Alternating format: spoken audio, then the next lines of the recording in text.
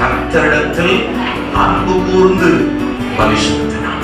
அது கர்த்தருக்கு பிரியமாக இருந்தது.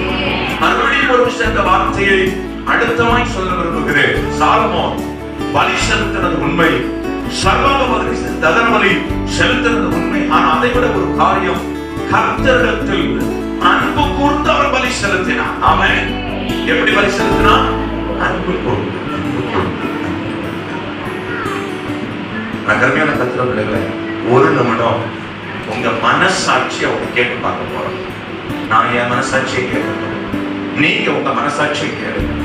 நீங்க யாரும் பதில் சொல்ல வேண்டாம், உங்க மனசை மட்டும் கேட்டு பாருங்க. அந்த மனசாட்சி உங்களை சொல்லும் நீங்கள் யார். எத்தனை பேருக்கு நான் சொல்றது விளங்குதுன்னு தெரியல. எல்லாரும் சர்ச்சுக்கு வர்றோம், எல்லாரும் பாடுறோம், எல்லாரும் ஆராதிக்கிறோம், எல்லாரும் தெய்வ சமூகத்தில் உட்கார்ந்து இருக்கிறோம். ஆனா முழு இருதயத்தோடு கர்த்தரை மட்டுமே நேசித்து இந்த இடத்துல வந்தது எத்தனை பேர் அப்படிங்கிறது ஆராய்ந்துப்பா.